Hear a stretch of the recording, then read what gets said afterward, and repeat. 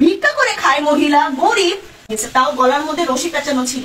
মুনতাহার মা বাবাকে আল্লাহ একটু ধৈর্য দিক, মাটির নিচে পুঁতে রাখছিল, পুরো সাহস একটা বাচ্চা মেয়ের জীবন নিয়ে নিল। আমরা একটা অসুস্থ সমাজে বসবাস করি। মুনতাহা এখন আর নেই। আসসালামু আলাইকুম, কেমন আছেন সবাই?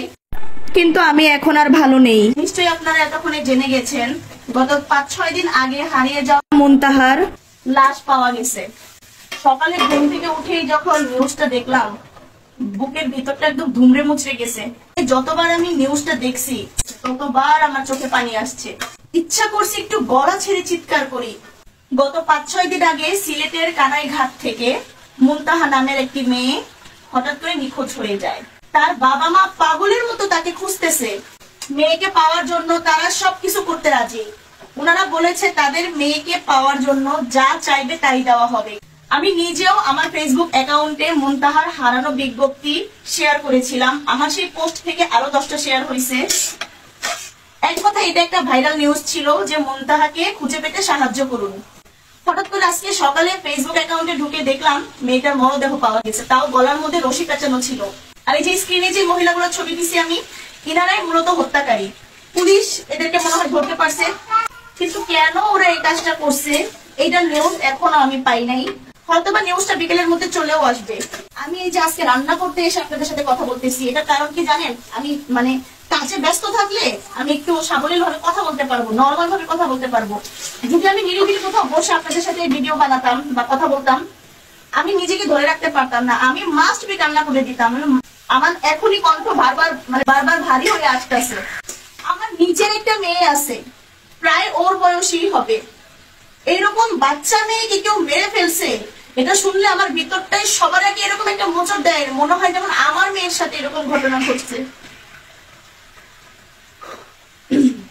যত বড় কারণই থাক না কেন, যত হিংসা থাক, যত বড় শত্রুই হোক না কেন, একটা বাচ্চা মেয়ের সাথে কিসের শত্রুতা ভাই?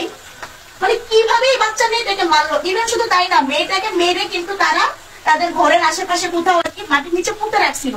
তারপর এই লাশটাকে গুম করার জন্য পাশের কোন একটা খালে নিয়ে গেছে, পুঁতে ফেলার জন্য, খালে ফেলে দেওয়ার জন্য। বাট তখনই ধরা পড়ে গেছে, মানুষজন টের পেয়ে গেছে, তারপর পুলিশ আসছে, বিভিন্ন ভাবে এটা ছড়াই গেছে। তখন ওরা ধরা পড়ছে। এই বৃদ্ধ মহিলা নাকি ভিক্ষা করে খায়। দিনে দিনে মানুষ এমন অমানুষ হয়ে যাচ্ছে কেন? প্রতিদিন এরকম একটা ঘটনা ঘটে। হয় ছোট শিশু বাচ্চাকে কেউ ধর্ষণ করে, না হয় কোনো শিশু বাচ্চাকে কেউ মেরে ফেলে। কিছুদিন আগে একটা নিউজ আসছিল যে জায়গা জমি নিয়ে শত্রুতা, সেই জের ধরে নাকি ঘরের বাচ্চাকে মেরে ফেলছে। এইগুলো কোনো কথা ভাই? আমরা একটা অসুস্থ সমাজে বসবাস করি।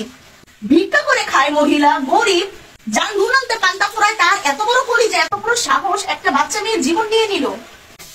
মুনতাহা যখন হারিয়ে গেল তখনও নিউজটা ভাইরাল হয়েছিল। এখন মুনতাহার লাশ পাওয়া গেছে, এটাও একটা ভাইরাল নিউজ। আমি শিওর পুরো দেশবাসী এখন মুনতাহার জন্য জাস্টিস চাইবে। জাস্টিস ফর মুনতাহা। খুনি বৃদ্ধ নাকি জোয়ান, ভালো নাকি খারাপ, ভিক্ষুক নাকি বড়লোক, সেটা জেনে আমাদের আর কোনো দরকার নাই। শুধু আমরা চাই খুনির সর্বোচ্চ শাস্তি হোক। একটা মানুষ এতটা নিকৃষ্ট কিভাবে হয়? আমার আপনার সাথে শত্রুতা, আমি আপনাকে দেখতে পারি না, ঠিক আছে, এটা আমার পার্সোনাল ইগো। ওই বাচ্চার কি দোষ? এইরকম একটা ফুটফুটে বাচ্চার দিকে তাকাইলে তো এমনিতেই মনটা গলে যায়।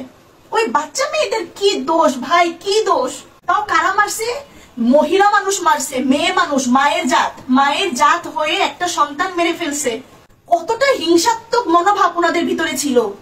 আমি জানি না যে কি কারণে তারা এত বড় স্টেপ নিছে। কারণ যেটাই হোক, কোনো কারণে এটাকে ভ্যালিড করতে পারবে না যে তারা একটা বাচ্চা মেয়েকে মেরে ফেলবে। আমি আর কথা বলতে পারতেছি না। আমার ভিতরে রাগ ক্ষোভ যা ছিল, যা কথা ছিল, আমি আপনাদের সাথে শেয়ার করলাম। এখন শুধু আমার আল্লাহর কাছে একটাই দোয়া, মুনতাহার মা বাবাকে আল্লাহ একটু ধৈর্য দিক। বুকের ধন হারাইছে, এই কষ্ট সহ্য করার মতো একটু ধৈর্য আল্লাহ ওনাদেরকে দিক। আর খুনিদের সর্বোচ্চ বিচার হোক।